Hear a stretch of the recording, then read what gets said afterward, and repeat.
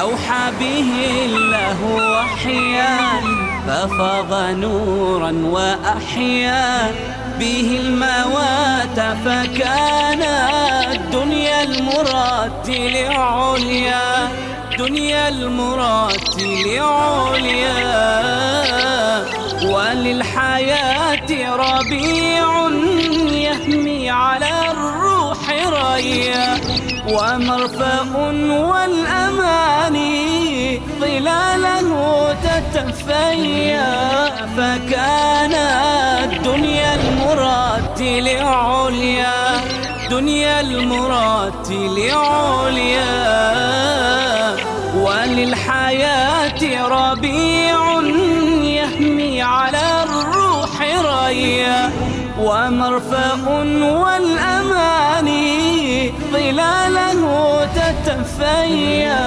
بالدمع تتلوه عيني والقلب بات نديا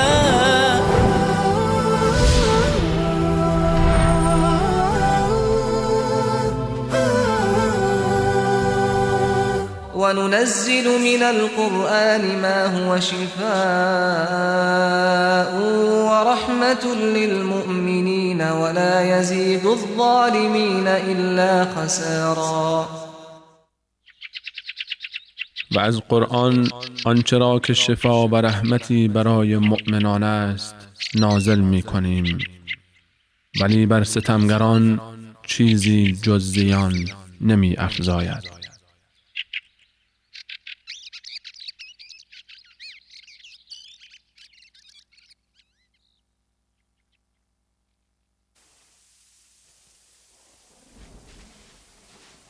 بسم الله الرحمن الرحیم. الحمد لله وكفى وسلام على عباده الذين اصطفى. رب اشرح لي صدري ويسر لي أمري واحلل عقدة من لساني يفقه قولي. خواهر و برادر عزیز و ارجمند، السلام علیکم و رحمت الله و برکاته. باز هم الله منان را سپاسگزاری میکنیم که باز به ما و شما فرصت عنایت کرد که لحظات با هم در مورد مسئولیت های ما، در مورد بهتر زندگی کردن در این دنیا و برسیدن به سعادت آخرت هم نائل شویم و به بحث مذاکره بشیم. صحبت این برنامه ما هم همو دوام صحبت هفته گذشته است که میگیم بیاین خانه های خود را ویران نکنیم. از بسیار مدتی است که انسان ها، بشریت به یک حالت روبرو هستند با تأسف که آرامش خود از دست دادن، سکون و اطمینان خودشان از زندگی مشترک از دست دادن. هر روز هم این زندگی مشترک ضربه میخوره و به نابودی کشانده میشه. ما که در این برنامه ها کوشش ما همی است که ما یک نسل داشته باشیم که اینا به خاطر خیر و سعادت خود و دیگران کمر همت بسته کنن و این بشر از این مصیبت هایی که گریبانگیر ما شده از این نجات پیدا کنن. در این بحثی که ما داریم یک پدیده که خانه ها را ویران میکنه جدایی هست. جدایی بین خانواده، اعضای خانواده پریشان میشه و این جدایی را ما مثل که بعد از اینکه وصلت ها صورت میگیره، ازدواج ها صورت میگیره، پیوند ها صورت میگیره، مثل که ما دوباره برای برهم زدن از او تلاش میکنیم. در ابتدا توجه نکردیم مثل که ما چرا، چیست نیت ما از این پیوند چی است، از این ازدواج چی هست. اگر زندگی مشترک است و تشکیل یک خانواده هست، به دنیا آوردن نسل جدید هست و اینا را ما در برابرشان مسئولیت داریم و اینا را ما میخوایم که درست به اجتماع تقدیم کنیم اینا سعادت و خیر بر اجتماع وسیله شوند، اینا در آرامش و اطمینان زندگی کنند. اگر هدف همی است که نباید باز خیلی خراب شود.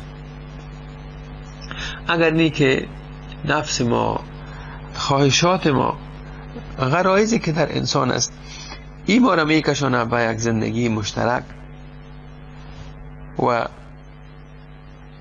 بعد از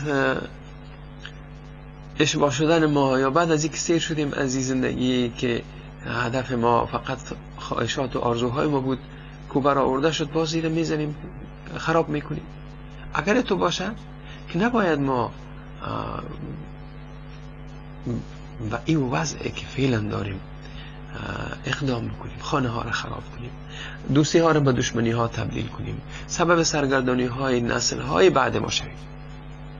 ای که پاس به حساب مردانگی هم نیست که ما این اجتماع ما چی گناه کرده که ما این اجتماع را سرسان میسازیم، خانه ها را ویران میسازیم. وقتی که اسلام عزیز طلوع کرد در شبه جزیره عربستان یا سرزمین حجاز،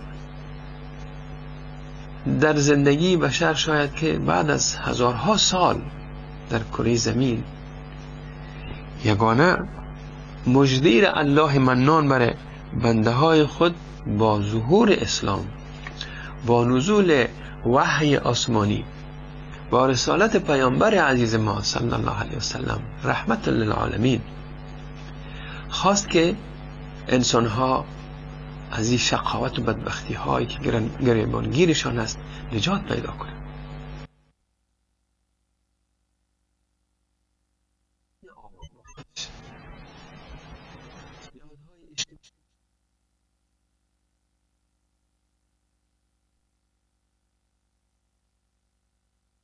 چنان نهادهایی که یا مؤسساتی که یا اجتماعاتی که روز به روز اینا به طرف بدبختی ها کشانده میشن. از یک طرف فلسفه هایی که از مغزهای انسان ها ترشح کرده بود، این در این اجتماعات اثر داره.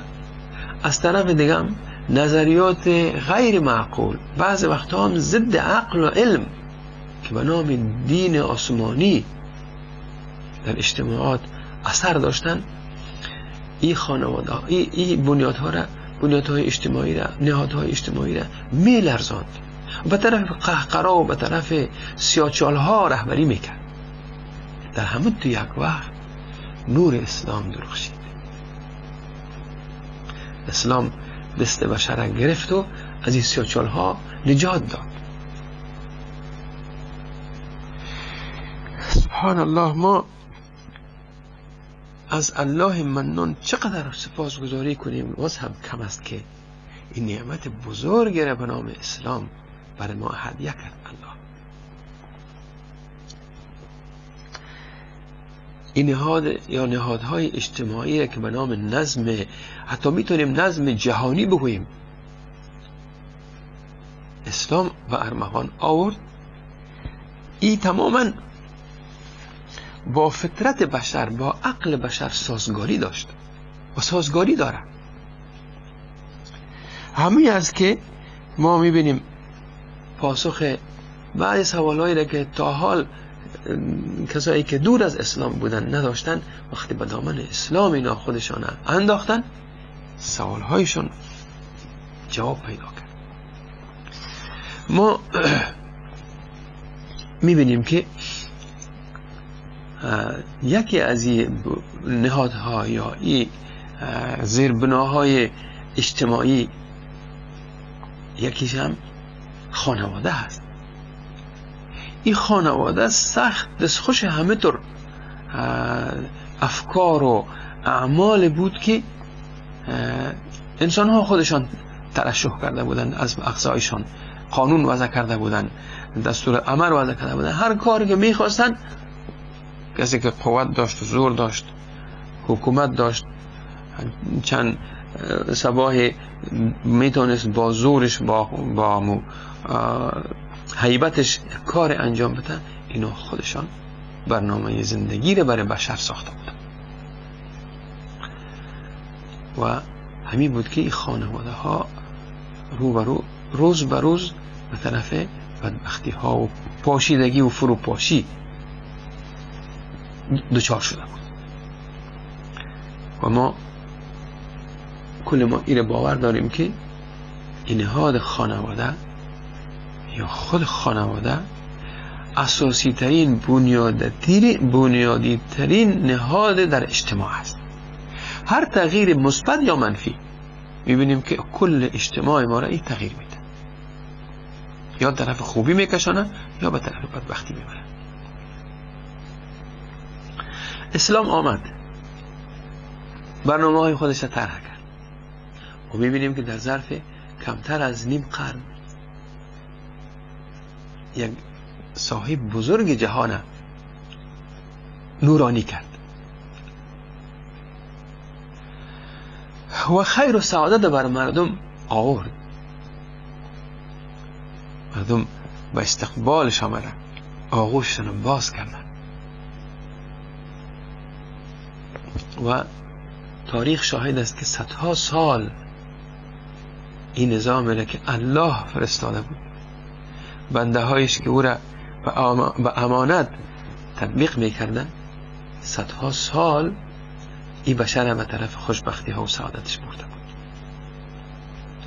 اما ببینیم باز هم همین انسان ها که منافعشان بعض وقت در خطر میشه، اغراض نفسانی و شهوانی و شیطانیشان به خطر روبرو میشه، میبینیم جلوه این برنامه های نظام جدید اسلامی را میگیرن، برنامه های مختلف.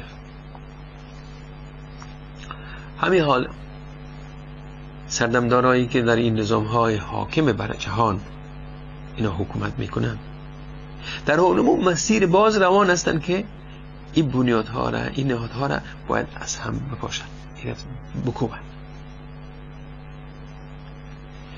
و این چند بار به شما عزیزا گفتم که روز میرسه که در غرب به نام پدر دیگه کس را نشناسه. یک مرد هست زحمت میکشه، چند نفر را نان میته و سرپرستی میکنه، دیگه کسی به نام مادر شاید کسی را نشناسه.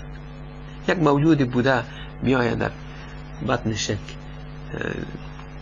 فرزند را نگاه میکنه و بعد از او دنیا میاره و باز خدمتش میباشه و او را شیر میته و بزرگ میکنه. همین یک کسی دیگه من حیث یک مادر شاید این نام کسی ازش استفاده نکنه. چی هستی؟ یعنی است که خانواده را اینا با فروپاشی محکوم کردن و همون طرف میبرن میشه. حالا ما میبینیم خصوصا که انقلاب صنعتی که در اروپا ظهور کرد به نام آزادی زن، به نام همزیستی با هم، شعارهایی دادن که اجتماعات خراب کردن. صرف به خاطر اینکه پایه های حکومتشان در اوجه مستحکم باشه، اهداف خودشان پیش ببرن، دیگه در قصه مردم نشدن. اجتماع نامش از حکومت مردم بر مردم. کدام مردم مسکینی که در جریان از این حادثه ها و وقایع از اینا هستن؟ امروز اگر مردم اروپا ظلمی که در میانمار میشه اگر اینا در جریان باشن، کوچه و بازار مردم داد و بیداد میکنن، تظاهرات میکنن. اینا در جریان نیستن، حتی تحریف میکنن، بر از اینا حکایه میکنن.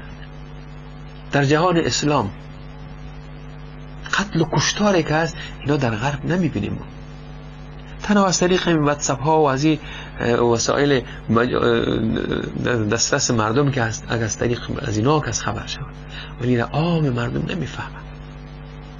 کدام مردم هستند که بر خودشان حکومت میکنند؟ چند تا کلاهبردار که تحریف کردن، تاریخ تحریف میکنن، زندگی رو تحریف میکنن و حکومت خودشان پیش میبرن. ما وقتی که میبینیم اینا به نام علم و صنعت،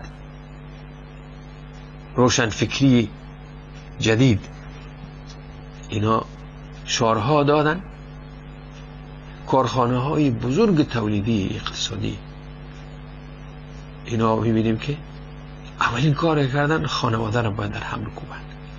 شرایط قسم آوردن که یک مرد نتوانه مخارج زندگی خودش به آسانی بکشه. چنان دنیای مصرفی ساختن که باید کل اعضای خانواده مثل پرزه های ماشین در او فابریکه فعال باشه. اولین ضربه‌ای که خانواده را زدن، زنها را از خانه ها کشیدن بردن به فابریکه ها. شما آزاد هستین، شما از مرد چی کمی دارین؟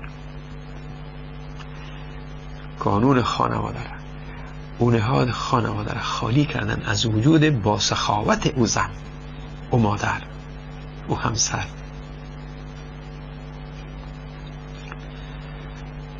در این راستا میبینیم که افکار همینا طرح کردن دوباره. یکی از اونا این فمینیسم است که شعار آزادی زن، دفاع از حقوق اجتماعی زن. دروغ. ما که در غرب هستیم میبینیم این زن بیچاره چه آزادی دارد؟ زنها را در بازارها به فروش گذاشتن.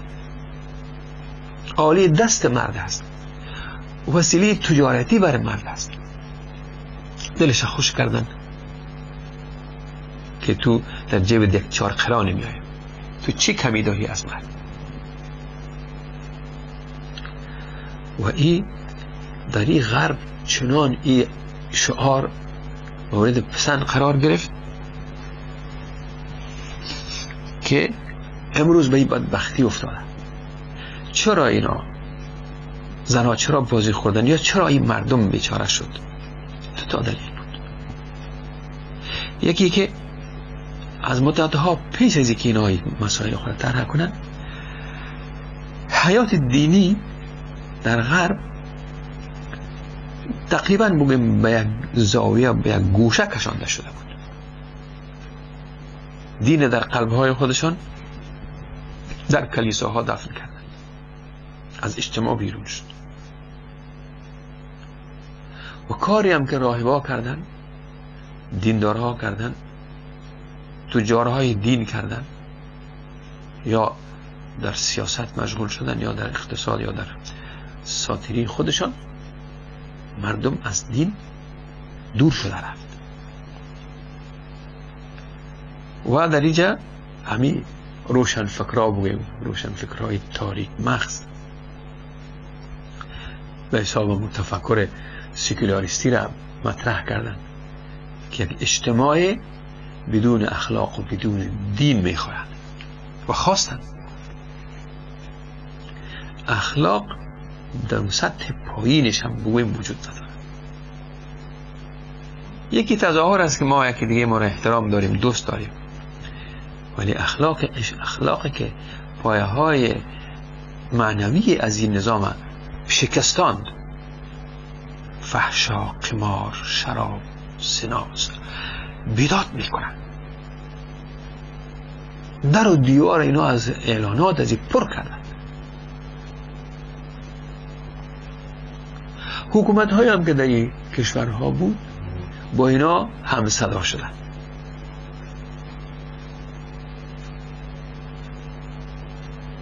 و همین آزادی و همزیستی مسالمت آمیزه که ما میتونیم تمام مذاهب، تمام ادیان با هم مشترک زندگی کنن، که دروغ. امروز ما میبینیم که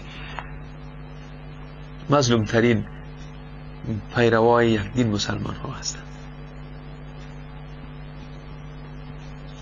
و این حکومت ها تلاش کردن که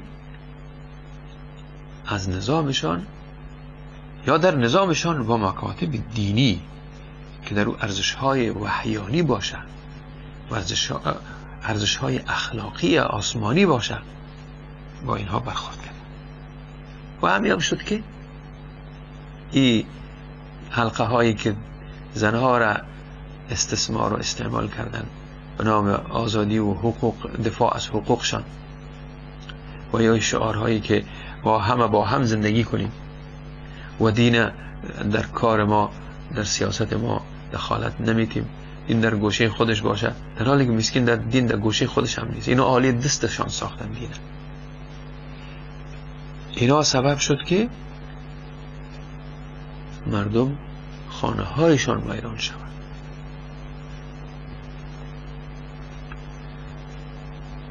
اینا به نام ازی که زن دیگر آزاد باشد، در مقابل مرد باید قرار بگیرن. ایره از او که شریک زندگی مرد بود، آل رقیب زندگی مرد باشد، پرخاشگر است. دیگر نمیخواه که بگویم من نیستم تصمیم گیرنده، من هستم، تو چی کاره هستی؟ اینا میبینیم که در داخل خانه یک مصیبت جور کردن، خانواده ها را به بدبختی و به فروپاشی کشاندن.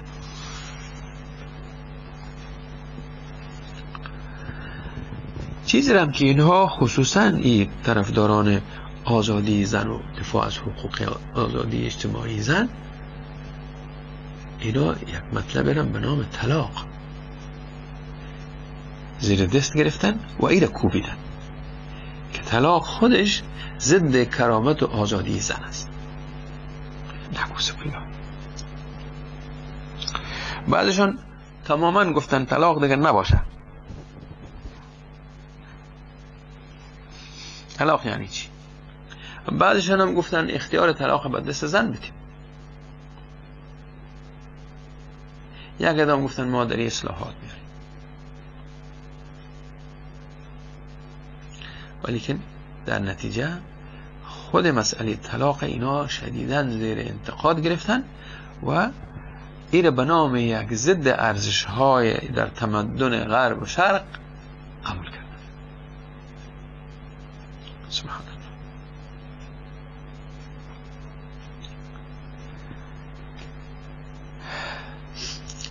زندگی مشترک زناشویی یکی از ضروری ترین و اصلی ترین، حیاتی ترین یک نیاز بشر است که زن و مرد باید زندگی مشترک داشته باشند. انسان تنها آفریده نشدن، انسان الله جفت آفرید که اینا در پهلوی هم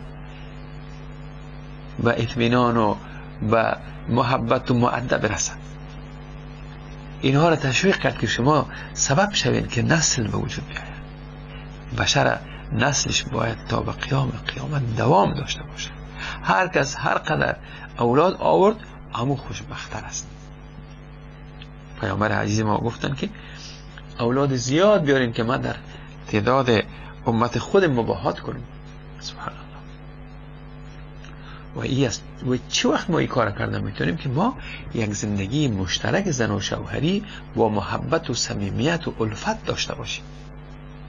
بازی اولاد وقتی که به دنیا میآید این یک فرد مفید به جامعه باشه، نه که یک مکروب جامعه شود، یک ضرر رسانی به جامعه باشه.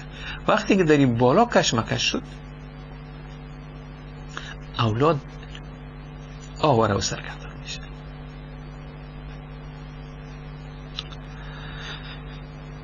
و اسلام عزیز در تحکیم و استقرار عزیز پیوند چقدر برنامه ریزی ها کرد.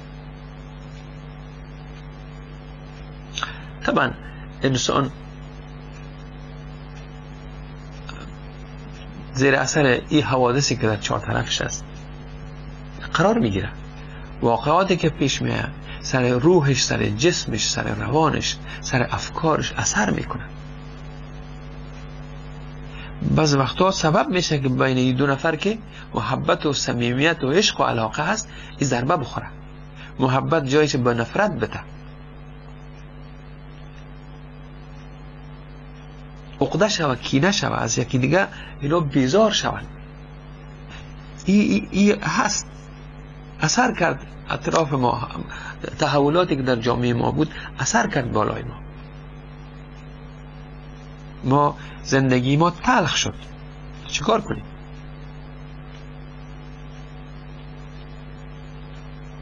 اینجا هست که این نسیم یا شمال تند، نسیم نگویم بهتر است، شمال تند جدایی، طلاق میوزد. برگهای درخت تنومند خانواده را میریزاند. خزان میسازن، خصوصا او اولادی که در او خانه هست. دیگه او خنده ها و گریه تبدیل میشه، او خوشی ها، او مستی ها و ماتم تبدیل میشه. پدر و مادر نتانستن با هم بسازن. آله زمزمه جدایی هست، برگ ها میریزن. وقتی درخت ببینیم در خزان برگ هایش میره زیر پایه های مردم میشه ها. شمال میبره به هر طرف، دور و نزدیک پاشانش میکنه. وقتی این شمال تند تباه کنه، جدایی، طلاق، این دامنگیر میشه در خانه. اونم تو برگ های از این خانه، تفلک های از خانه زیر پای میشه، هر طرف تیت و پرک میشه، پریشان میشه.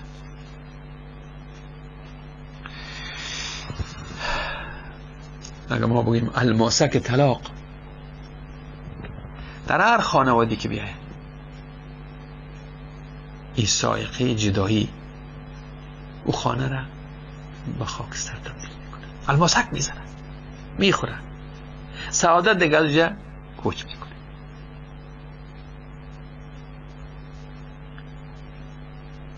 ناامیدی ها،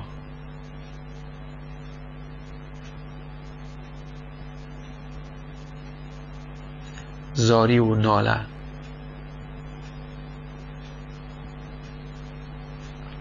بلند میشه، جگرها میسوزه، خانواده ها به غم مبتلا میشن.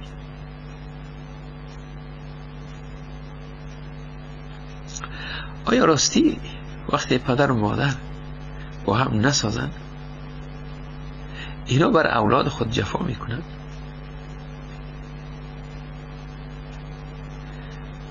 یا به خاطر از اینکه همو تشنگی و غرور خودخواهی خودشونن، پدر و مادر بخواین فرو بشانن، اولادها رو باید قربانی کنن؟ اونا چی گناه کردن؟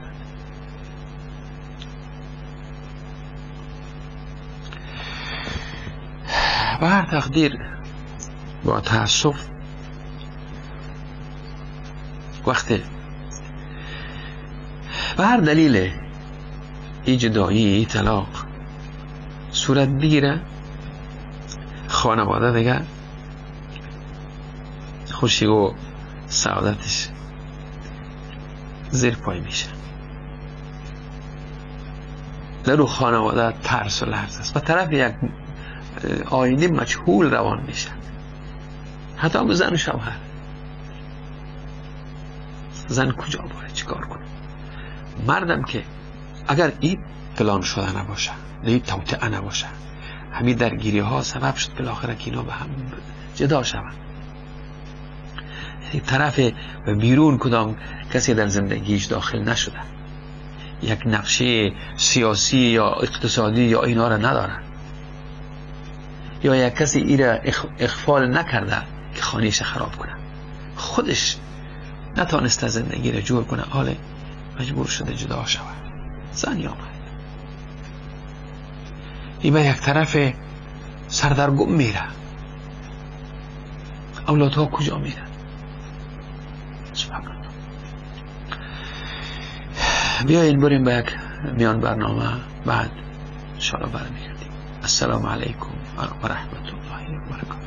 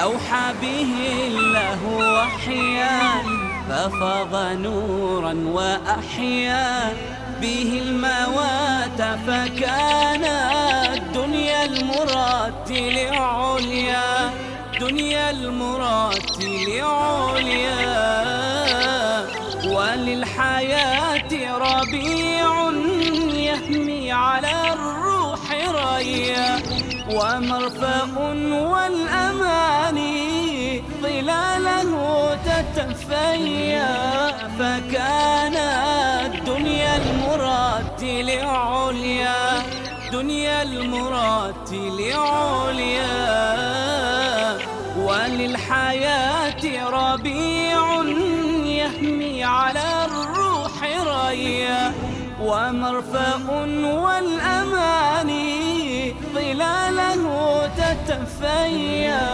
بالدمع تتلوه عيني والقلب بات نديا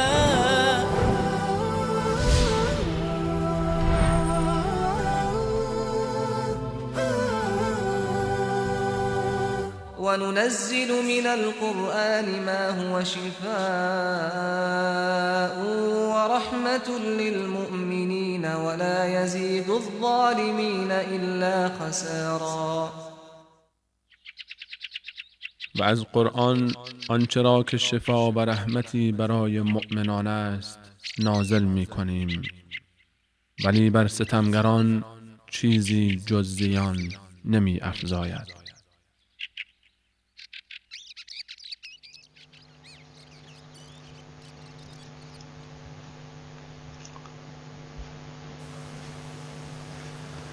بسم الله الرحمن الرحیم. خواهر و برادر عزیز و ارجمند، السلام علیکم و رحمت الله و برکاته. در این برنامه مثل که ما از غمها یاد میکنیم، ولی چی کار کنیم؟ میخوایم غمهای ما حل شود، غمهای ما با شادی تبدیل شود، با خوشی تبدیل شود. از اون خاطر راه ها را باید جستجو کنیم، باید تلاش کنیم که تا بکی ما در اختلاف و در تنفر زندگی کنیم، یکی دیگه ما رو دوست نداشته باشیم. زندگی چند روز است، یک تلخ تیر نشود. بعد از اینکه یکی دیگر ما از دست دادیم چه فایده میکنه که ما شب و روز در فراقش بگیریم؟ هنوز که هستیم باید غم خود بخوریم، خانوادی ما را از این مصیبت ها نجات بدیم.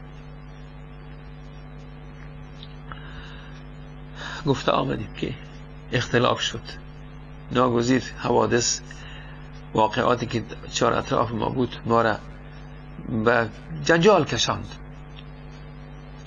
دیگر راه بر ما نیست که حداقل ببخشیم یکی دیگه ما را. کینه و عقدت جای در دل ما گرفته. این گرمی پر از مهر خانواده و یک تنور سوزانی که محبت سوختانده جایش کینه و نفرت و عداوت گرفته. بعد میبینیم یکی دیگه ما. چیکار کنیم؟ 3 تا راه میمانه پیش روی ما دیگه، چاره نیست. 3 تا راه هست. یک راهی است که با وجود اینمی کشمکش و نزاع و اختلاف و تنفر ما زندگی رو پیش میبریم.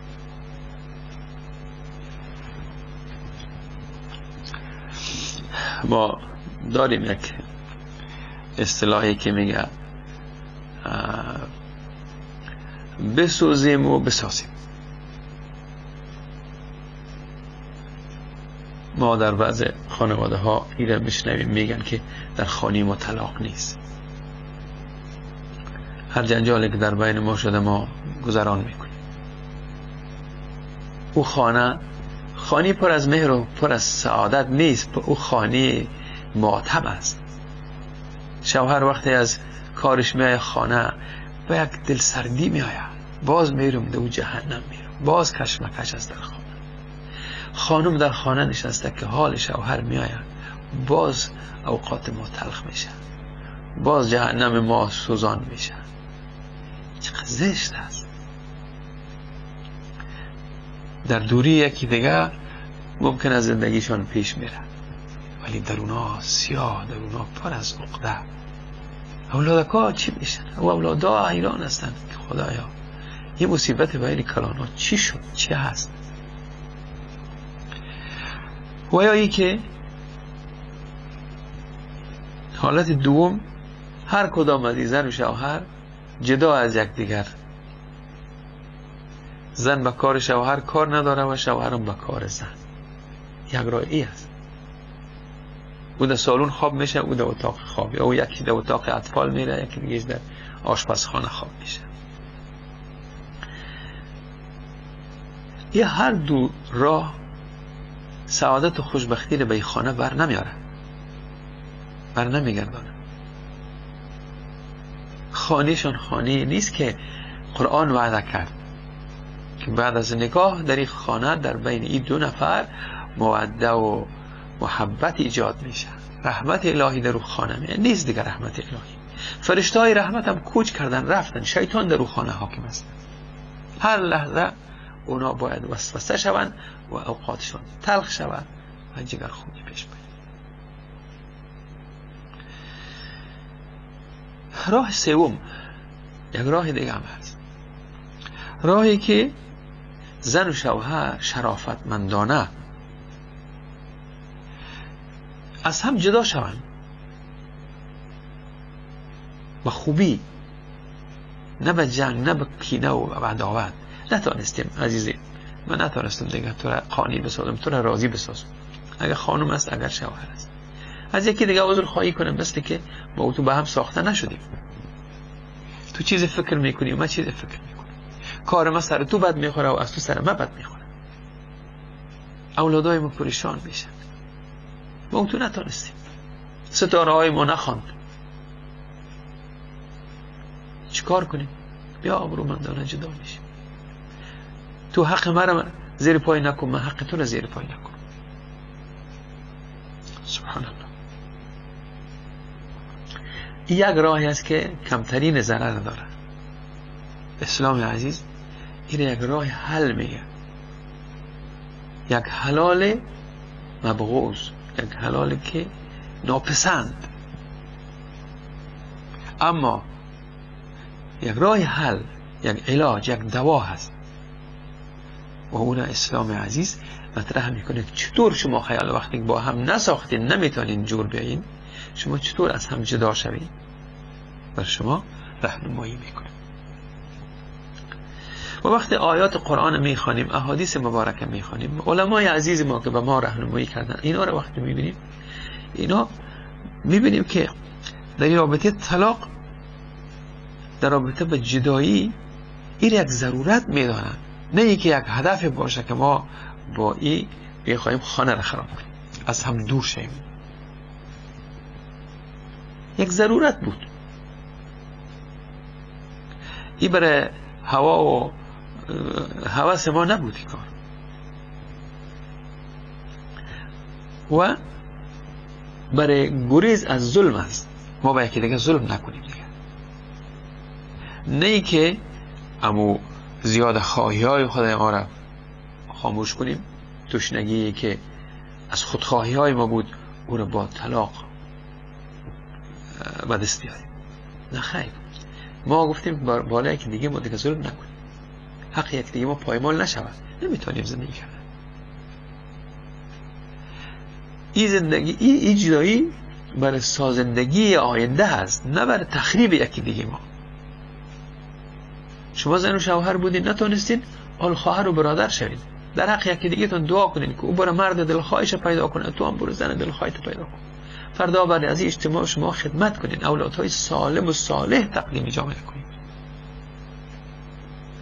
این برای عدالت بود، نه برای ظلم. ما یک در گروگان میگیریم، طلاق نمی کنیم، طلب میکنه، ما نمیمونیش.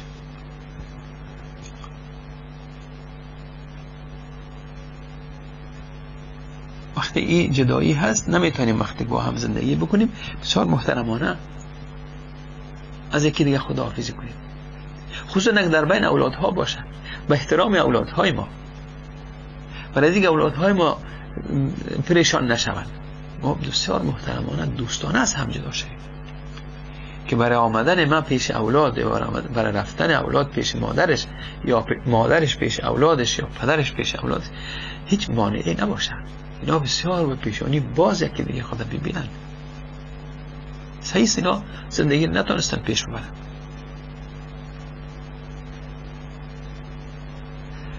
برای دوری از گناه طلاق است که دیگه گناه نکنیم، نه اینکه در زندان گناه یا در منجلاب گناه خدا پرتیم وقتی که طلاق شد.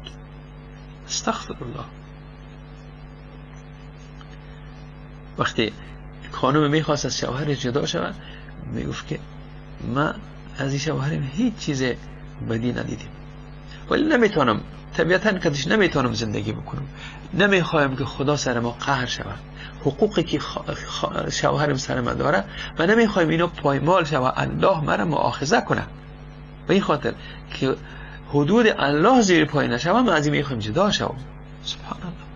او جدایی رو ببینیم و این جدایی که با جدا شدن ما 100 تا گناه دیگه بکنیم.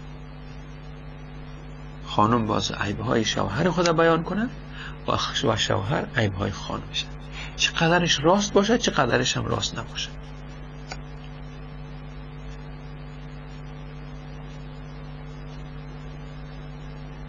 بگویه که با من بود ولیکن ارتباطش با دیگر و این دروغ بگویه.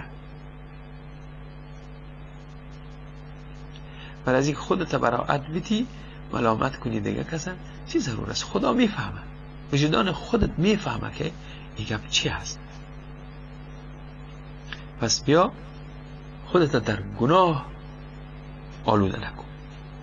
با این خاطر است که طلاق اسلام عزیز جایز میدانه که این از مشکلات خلاص شود، عدالت برپا شود، نه ظلم، گناه رفع شود، نه اینکه گناه زیاد شود.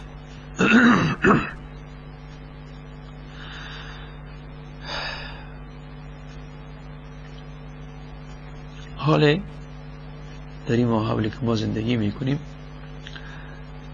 عواملی که حتی بعض وقتا شهوت شور میده، تحریک میکنه، این در جیبای ما که این وسایل ارتباط جمعی هست،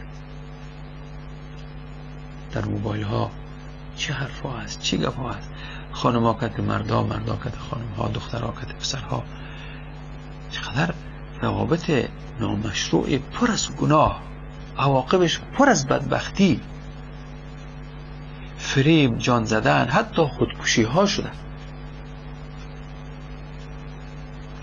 وقتی فریب خوردن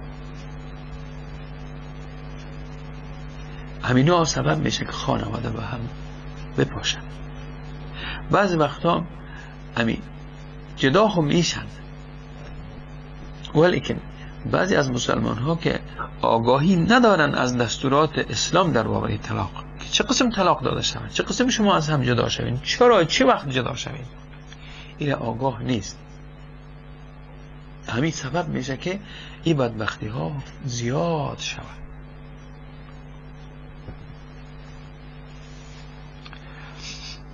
برنامه گذاشته چند تا نمونه ها رو به شما گفت. خب ما الحمدلله مسلمان هستیم، بیایید در اسلام خود ما افتخار کنیم، حل مشکلات ما رو در اسلام جستجو کنیم. اسلام با ما چه دستور میده وقتی با هم نتونستیم زندگی کنیم؟ این که شما تا چه وقت به این دوا و این علاج نزدیک نشوین و عملیات خودتون رو برابر نکنین، چقدر سفارش ها میکنه این دین عزیز ما.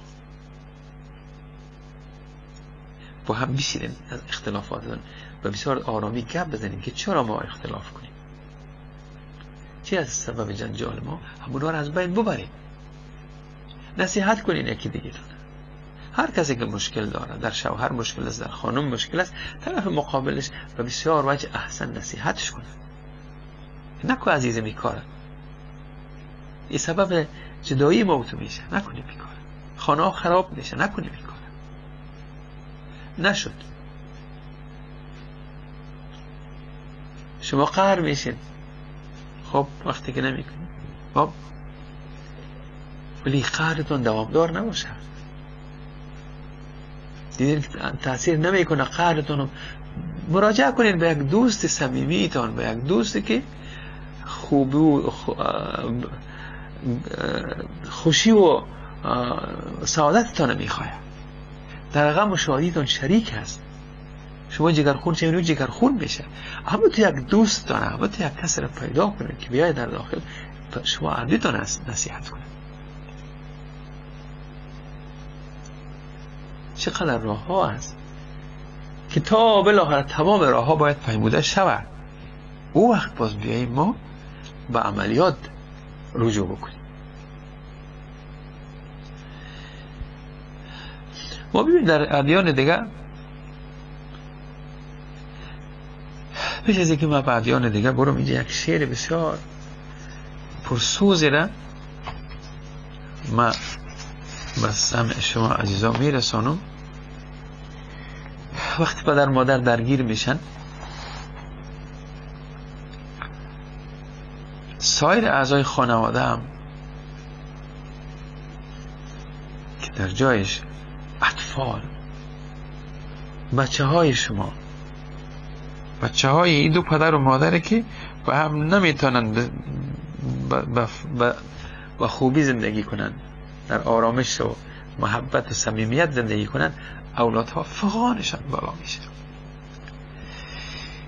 این آه جگرسوز فرزندا هست که در آستانه طلاق شاعر مبارکم استاد عبدالناصر است، خدا حفظشون کنه اگر زنده باشن، اگر رفته باشن در جمله صدقی جاریشون باشه. این شعرشون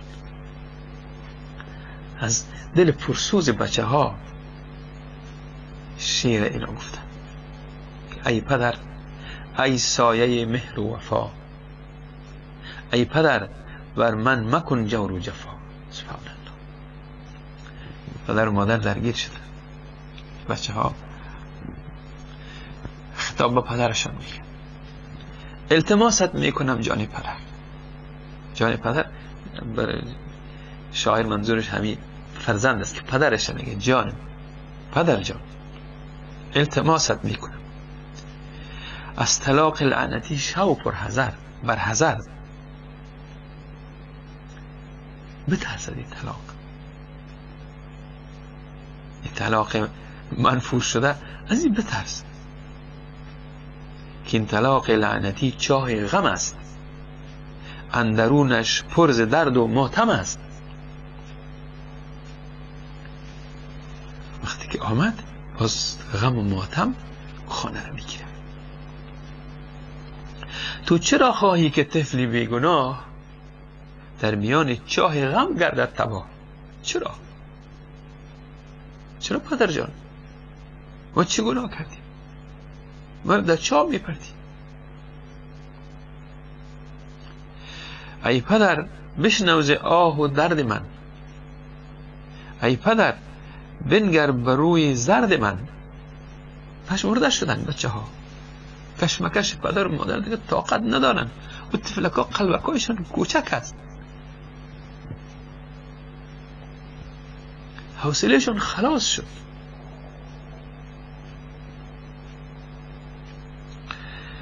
ای پدر جان لحظه اندیشه کن، اندکی صبر و تحمل پیشه کن.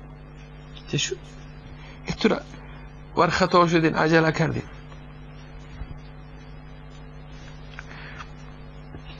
این سالهایی که در کنار هم بودین همه بیهوده بودن، هیچ خوبی و نیکی یکی دیگه نداشتیم، هیچ روز خوبی نم بین ما سپری شده باشه. همون روزا رو در نظرتون بیارین.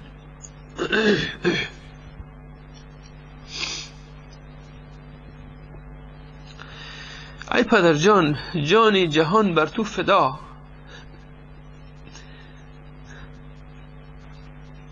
مثل که بگم ما فدای چیم پدر؟ مادر ما را مکن از ما جدا.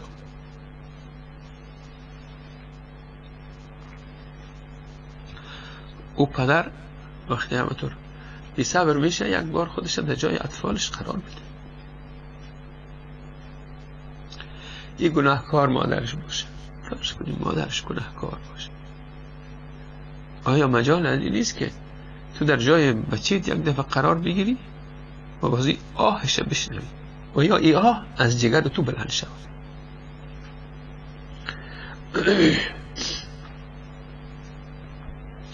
ای پدر هرگز مکن فکر طلاق. تو مرا سوی گناه با اشتیاق. تا که بچه ها گمراه شدن، سبب گمراهی بچه ها تو شدی. اگر خدا نخواسته مادر بچه ها گمراه شود، تو سبب شدی. تو نتونستی در زیر چتر خانواده اونا رو نگاه میکنی، خانه رو ویران کردی، اونا به سرپرست شدن رفتن.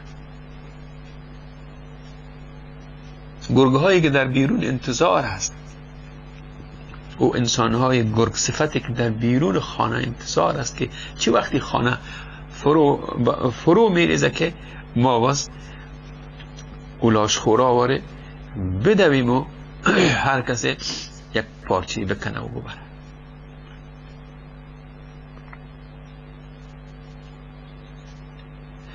گفت پیامبر به اسم دین باق، ابغض الاشیاء عندی الطلاق. بدترین چیز، نفرین ترین چیز، ناپسندترین چیز پیامبر عزیز ما میگه پیش من طلاق است. اینا اولاد به یاد بابیش میده، بابا فرسته بگی آل دلکش پر از مادر خود است خطاب میکنه. مادرا ای گوهر نایاب من، مادرا ای مهر عالم تاب من،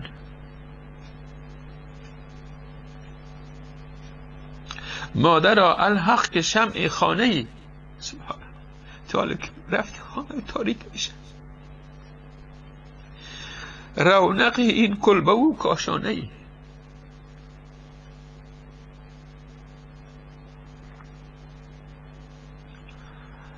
مادرا با مهر تو خو کرده هم، عادت کردیم با مهر و مهربانی تو که تو بری چیکار میشه؟ چون گل خوشبو تو را بو کرده.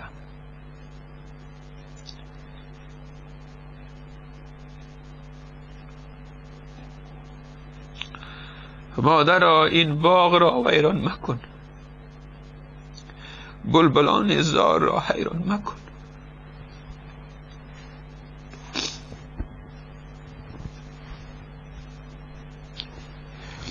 میریم به یک میان برنامه، بعد بیاییم انشاءالله.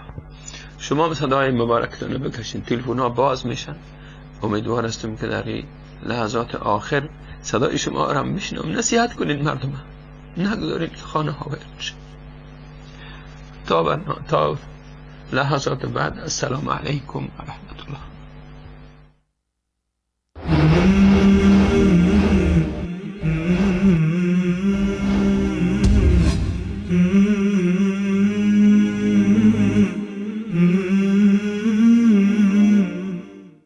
هفت گروه در زیر عرش کردگار، روز محشر جای بگیرند و قرار. خلقم در سختی و رنج و عذاب، مردمان باشند در احوال خراب. مردمان باشند در احوال خراب، لیکن آسایه دارند و نعیم در پناه لطف رحمان و رحیم. خوشلق و خوشنود با اعمال خود، با سپاس آسوده حال از حال خود. با سپاس آسوده حال از حال خود. اولی هست پادشاه عدل و داد، آن که خلق از او نکردن آه و داد. عدل کرده در جهان بر مردمان، کس نبود از دستی او سوی فغان. دومی باشد جوانی حق شناس، آن که حق را در جوانی کرد سپاس. در جوانی با خداوندی جهان، خو گرفت و کرد طاعت در نهان. سومی آن مردی با مسجد قریب، آن که مسجد دوست دارد با یقین. چون که از مسجد شود یک دم رها، روحی او گردد از جسمش جدا. چهارمی آن مومن بهر خدا،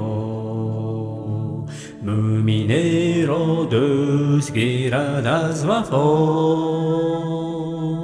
بهر حق با او سلامی میکند، بهر حق از او جدایی میکند. پنجمی آن کس که در پنهان و راز، با خداوند میکند راز و نیاز. از سری شوق و محبت بر خدا، قطره‌ای اشک بیریزد در قفا. دیدگانش تر شود از شور و شوق، عشق حق بر قلب او مانند تاب.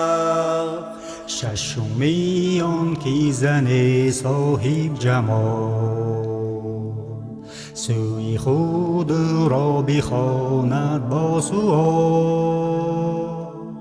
مرد بگوید من بترسم از خدا، خود رها سازد ز دست زن جدا. قلب و جسم و روح پاکش همچو آب، صاف است سرشار از مهر خدا. هفتمی آن کس که اندر این جهان، میکند انفاق در سر و نهان. کس ندارد از سخای او خبر، دست راستش از ید چپ بخبر.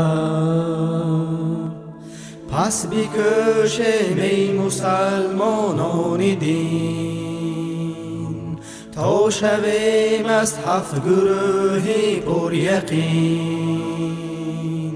روز و شب کشیم اندر این خیام، تا به دست آید چنین جای و مقام. تا به دست آید چنین جای و مقام. هفت گروه در زیر هر شکیردگاه، روزی محشر جای بگیرند و قرار. هفت گروه در زیر هر شکیردگاه، روزی محشر جای بگیرند و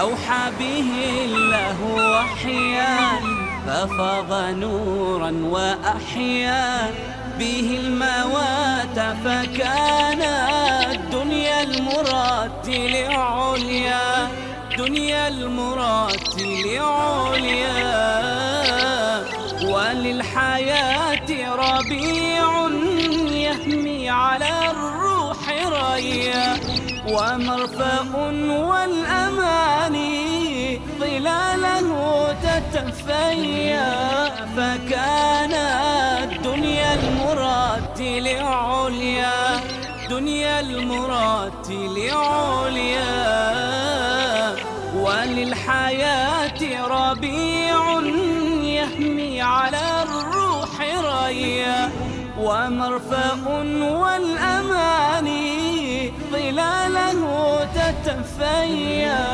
بالدمع تتلوه عيني والقلب بات نديا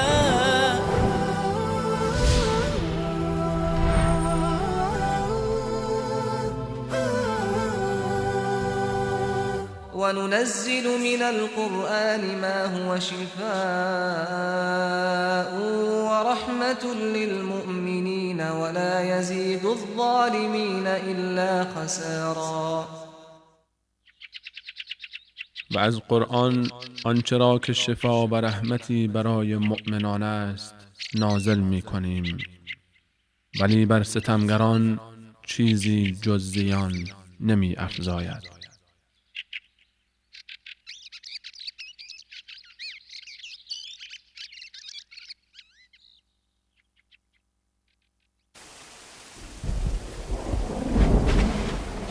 بسم الله الرحمن الرحیم. خواهر و برادر عزیز، واقعا این شعر جگر انسان می سوزانه. برای ببخشین اگر که دل من نازک است.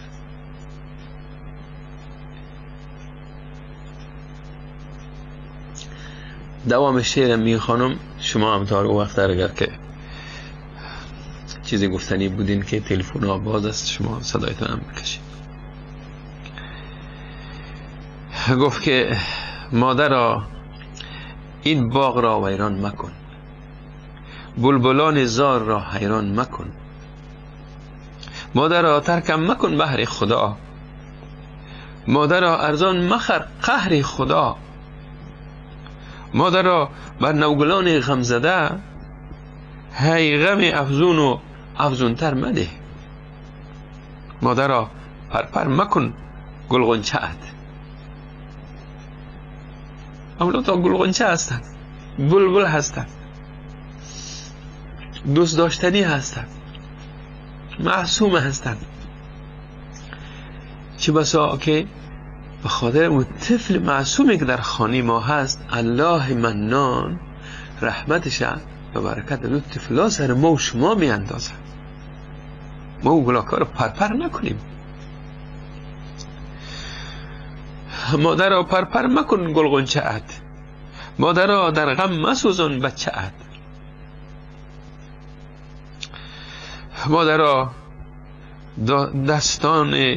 مادرها دستان لرزانم ببین. خلاص شد، طاقت دیگه نماند.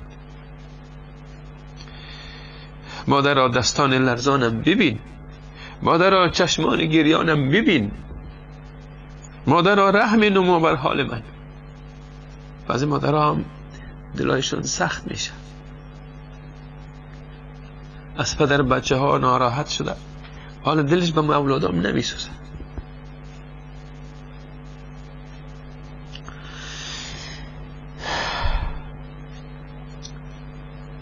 مادرها رحم نما بر حال من، مادرها بر هم مزن اقبال من.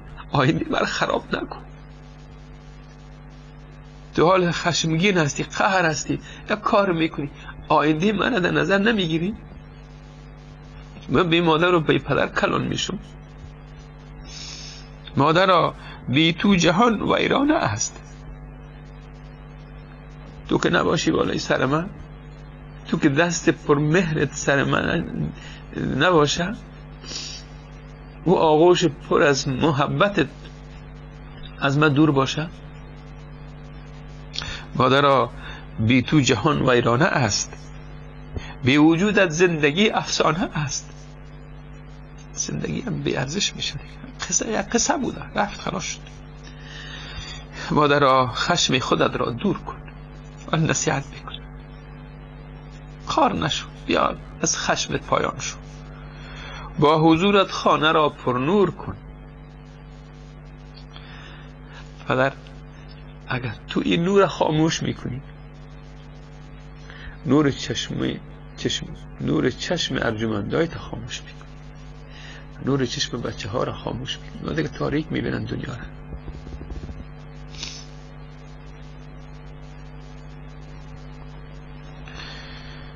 خداوند استاد عبدالناصر حفظ کنه. دلک از اون پر بوده، خودش در جای بچه ها قرار داده و فغانش برآمده. ای پدر، ای سایه مهر و وفا، ای پدر بر من مکن جو و جفا. امیدوارستم که دل پدر و مادر را نرم کرده باشه این شعر و کینه ها و کدورت ها را کنار بگذارند، یکی دیگر در آغوش بگیرن، ببخشن یکی دیگه شان با حکمت و با تدبیر و مشکلاتی که در بین هست و خطاهایی که از یک دیگر میبینن اونا رو به بسیار دلسوزی مثل یک طبیبی که مریض خودش علاج میکنه. جای شوهر طبیب شود، خانمش مریضش باشه. همین خانم مریض است، همین من تداوی میکنه، استکای خود بر بزنه، معاینه بکنه، دوا برش پیدا بکنه، بالاخره او رو به طرف صحتمندیش بکشانه. و یا مادرک مگه که شوهر تو مریض هست، تو طبیب باش، تو تشخیص کن چه تکلیف داره شوهرت، نسخه بساز، دوا بیار، به حکمت و تدبیر خانه رو ویران نکن. از این که خیر ندیدی، من به طرف خواهرکای میگم، خواهرک من، مادرک من، دخترک من، وقتی که تو از این مرد که سالها که زندگی که دیگه خیر ندیدی، دیگه هم تو انتظار داری از کسی دیگه خیر ببینی؟ با این خوب گرفته بودی و انس گرفته بودی، خوبی ها و زشتی ها تیر شده بود، پس تجدید نظر بکن در روابط. و یا خطاب به تو فرزند من هست، داماد عزیز، پدر عزیز، شوهر گرامی، تو هم دستکای بر بزن، ببین که مادر اولادت، همسرت، شریک زندگی از بسیار خصوصیاتت خبر دارن. نکن خواهر هستی که زندگی را خراب کنی. روز اول زندگی را، در اون روزی که شما با هم آشنا شدیم، لفظ گرفتیم، شیرینی گرفتیم، بعد عروسی برپا کردیم، روزهای اول زندگیتان یادتان بیاید. حالا میریم 15 دقیقه دیگه خیال من که وقت ما شما هست. اگر شما عزیزا صدایتان بیرون کنید، بعد میریم به طرف پایان برنامه. ما وقتی میبینیم در ادیان دیگه اسلام عزیز که بر ما چقدر راه های علاج، راه های پس به هم پیوستن این رشته ها را سفارش میکنه، در دین های دیگه هم ببینیم که در اونجا هم همین چیزها هست. بعضی ادیان که تحریف شده، در تورات یا در دین یهود بعضی چیزها هست که طلاق مثلا ضرور میپندارن. حتی گاهی که مرد میگه قصدش هم نداشته باشه، قصد طلاق نداشته باشه، قانون او را مجبور میکنه که زن خود طلاق کنه.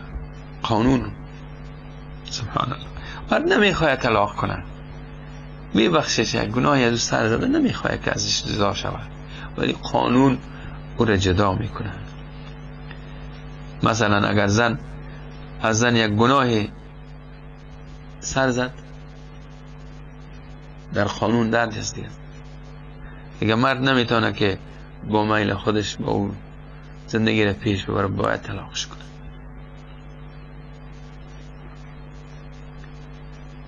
و یا اگر زن 1 سال تعیین کردن، 10 سال اگر از شوهرش باردار نشد، حمل نگرفت، این مرد مجبور است که طلاق کنه. سبحان الله. و با یک زن دیگه ازدواج کنه.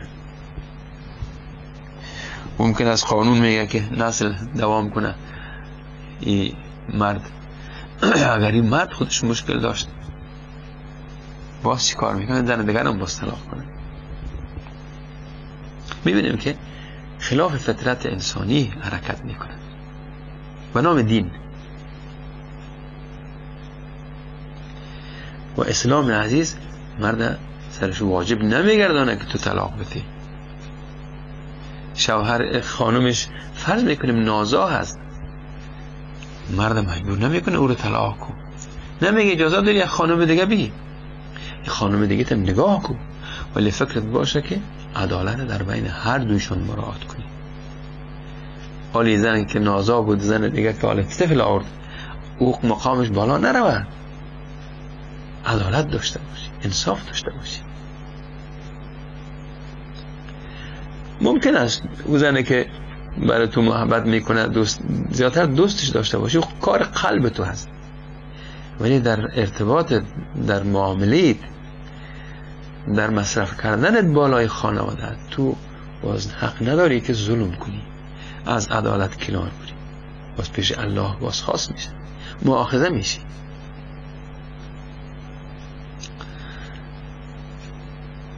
اگر درست به یاد من چیزی در ذهنم نمانده باشه که شما عفو بکنین، اگر مرد 2 زن داشت یا بر یک زنش عدالت نکرد، یکی را بر دیگر ترجیح داد، در روز قیامت نصف بدنش فلج میشه، نیمه فلج بیدار میشه از خبر. سبحان الله، چقدر شدید است. حق نداری که وقتی 2 زن و به یک ضرورت و یک سبب شما 2 زن گرفتین، 3 تا 4 زن گرفتین، ولی که عدالت مراعات کن. و کیف شما نمیگذاره باز شما هر کدامشه با یک مقام و مرتبه داشته باشین، دیگران را به نظر نداشته باشین. حتی در تورات میآید که و محض از این که مرد نیت طلاق بکنن، اما نیتش هم بالاخره طلاق است. سبحان الله. و دوباره معاشرتش با زنش که هنوز در دلش بوده، از زبان ناورده، برش حرام از دیگه او زن باید طلاق شود. چقدر زشت. در دین عزیز ما وقتی کسی نیت یک کار زشت بکنه، تا که کار انجام نداد خداوند حساب نمیکنه. اما اگر کار خیر نیت کرد ولی او کار خیر انجام نداد، خدا اجر برش میده. اینجا وادار کردن و واجب ساختن یک گپ نیست که نیت کرد در دلش یک چیزی را هنوز به زبان ناورده، او رو شما بگین که بله تو در نیتت همی بود، این دیگه بس جدا شایی. و همین رقم در تورات خدا چقدر رو دست زدن. ادیان آسمانی اینا مطابق فطرت انسان است، اینا دستخوش تحریف میشن. هر کسی باز قلم میورداره و از جانب خدا نعوذ بالله از جانب خدا نوشته میکنه. مرد اختیار تام و عام داره که هر وقت و هر صورتی که خواست زنش طلاق کنه. و یک اشاره کردن که بازی نوشته کنه برش بده. دیگه چی کار میشه؟ این زنی که طلاق شده دیگه اگر کت یک مرد دیگه ازدواج کرد و اون مرد فوت کرد یا اوی را طلاق کرد، این دوباره به شوهر اولش بر نمیگرده. شوهر اول هرگز نمیتونه که با او ازدواج کنه، ولو که حالا میخواه که پشیمان شدن و میخواه پس زندگی کنن. و همینطور زن حق نداره که از شوهر خودش طلب طلاق کنه که ما خلع میگیم. اسلام عزیز و زن حق میده اگر با شوهرت نتونستی زندگی بکنی تو حق داری، شوهرت نمیده طلاق و تو حق داری طلب طلاق کنی، خلعت بخوای. ولی اگر که این ضرور نیست که ما دقیق شویم که نه تو اجازه نداری، تو اینی حق نداری که بگویی که من طلاق میگیرم. هیچ مشکل برش نمیبینم، میگم من خوش ندارم همین شوهر من، نمیتونم کتی زندگی بکنم. اگر بازی دروغ میگفت، بهتان میکرد، بی دلیل بود، عذر شرعی نداشت، باز پیش الله بازخواست میشه. شریعت که قلب انسان نمیفهمه، ظاهرشان نمیبینه، امر میکنه قاضی که بله برو اینجا داشت. اگر این زن کلاهبرداری کرده بود، فریب کرده بود، باز پیش الله مؤاخذه میشه. اما راستی قلباً دیگه نمیخواد که با این شوهر زندگی بکنه، ازش ناراض است، خودش با او خوشبخت احساس نمیکنه، در دلش با او علاقه و مهر و محبتش نمیآید. اما نه ای که بالای یک کس دیگه در وقتی که این شوهر داره یک رابطه نامشروع دیگه برقرار کرده باشه، یک قصد نامشروع دیگه داشته باشه، اینا باز عذر نیست.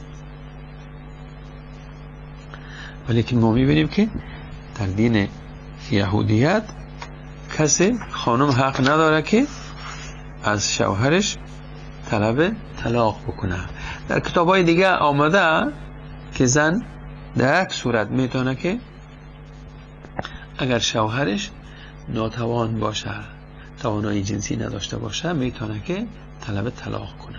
یا کدام مریضی بسیار خطرناک مثل جذام ایدز مثلا داشته باشه، یا یک شوهر ظالم باشه که ظلمش دیگه قابل تحمل نیست، هر روز سوتا در دستش از دنگ و دونگ زده نیست، هر روز فحش میگه، هر روز دشنام میگه، دیگه زن بی طاقت شد. در اینجا باز برش اجازه میدن که تو طلب طلاق بکن.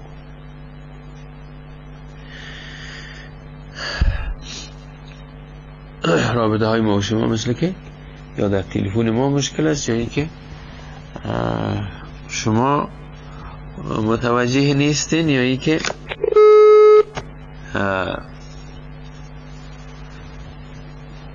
بحث ما شما را چانس نمیتن،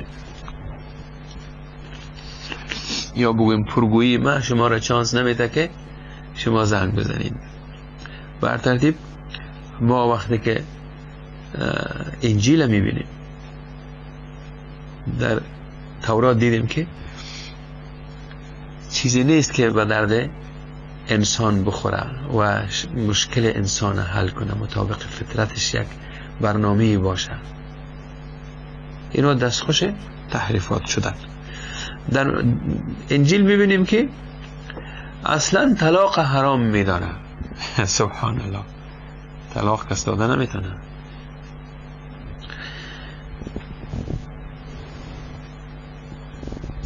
و ازدواج با یک زن و یا مردی که از هم جدا شدن، با اینا دیگه کسی که بخواه ازدواج کنه با اونا هم حرام است.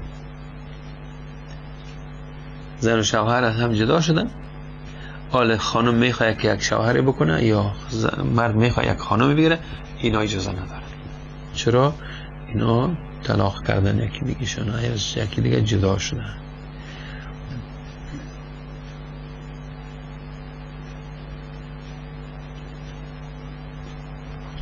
در اینجا هم یک چیز انجیلی که متی هست، داری یک علت میاره که اگر خانم متهم به زنا باشه میتونه که زن خود طلاق بده. و باز با این زن مطلقه یا مطلقه دیگه هیچ کسی ازدواج کردن، هر کس با ازدواج کنه این مرد زناکار میشه. چیزایی که عقل انسان یه نمیپذیره. یعنی چی؟ زن یک گناه کرد رفت حلال شد، جزایش خود دید، شوهرش طلاقش کرد، ولی حق زندگی دیگه داره نداره؟ باید داشته باشه. حالا اگر کس که از ازدواج میکنه خود از هم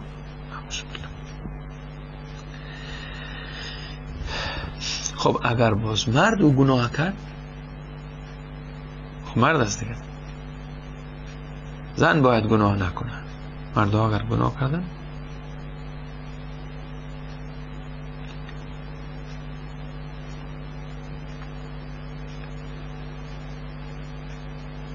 و به ترتیب این جمعیه که در دین مسیحی طلاق را جز در مورد زنا حرام می شمارد و ازدواج با زنان مطلقه را به عنوان زنا معرفی می کند. سال زشت. و تمنا می کنم از خواهر و برادر عزیزم که قدر دین ما را بفهمیم. این دین عزیزی که امروز زیر غبار تبلیغات سرسام‌آور و خطرناک و وحشتناک غرب قرار گرفته. چهره اسلام یک چهره زشت و کریه. بر علاوه بیکارایشان همین غرب، همین کسایی که در این غرب هر روز مسلمان نشدن، اینا وادار شدن به همین اثر تبلیغات سوئی از این مطبوعات و نظام حاکم در اینجا مردم میپالن که ما ببینیم اسلام که قدر اینا زشت دیگن چی هستی اسلام. و الله توسط تبلیغات سوء از اینا یک ایده تشویق میکنه، دعوت میکنه به طرف هدایتشان. سبحان الله. روزانه شما روز نیست که یک آلمانی، یک فرانسوی، یک انگلیسی، یک هلندی، یک کسی که هنوز مسلمان نیست این مسلمان نشه. اینا را هم دیوانه کردن، حیران هستن چیکار کنیم، چطور جلوه اسلام بگیریم. ولی هم مسلمان و ما مسلمان ها قدر این دین ما را نمیفهم.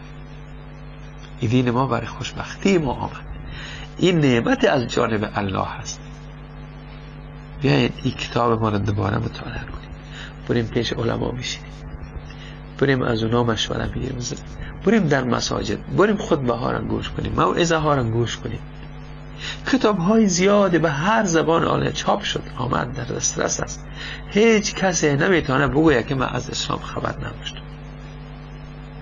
حتی برای کفارم حال بهانه نیست که اینا فردا روز قیامت بگویند ما را کس دعوت نکرد، ما از کجا میفهمیدیم اسلام. این عذر برداشته شده. حال کتاب های قرآن های به زبان هر کس اگر بخواهد در جیبش هم هست.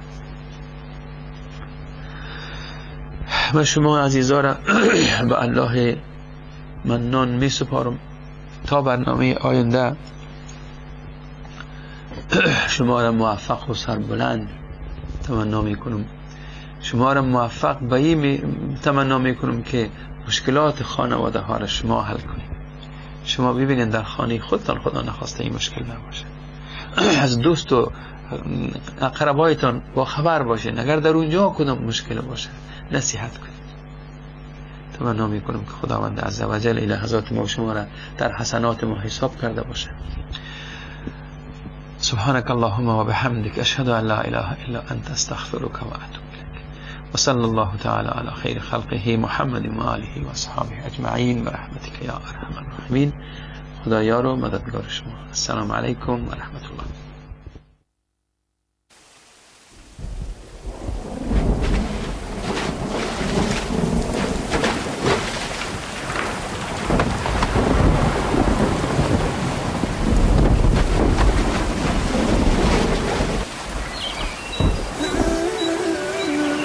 أوحى به الله وحيا ففاض نورا وأحيا به الموات فكان دنيا المراتل عليا، دنيا المراتل عليا.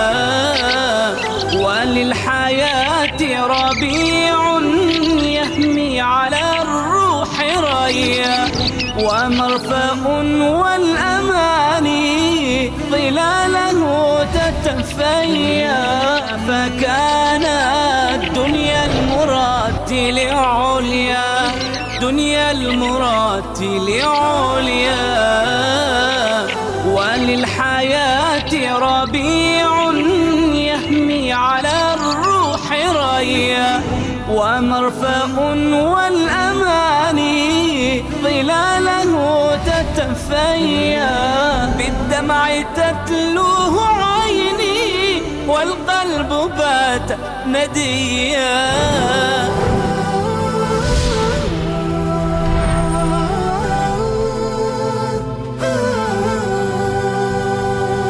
وننزل من القرآن ما هو شفاء ورحمة للمؤمنين ولا يزيد الظالمين إلا خسارا. و از قرآن آنچه را که شفا و رحمتی برای مؤمنان است نازل می کنیم، ولی بر ستمگران چیزی جز زیان نمی افزاید.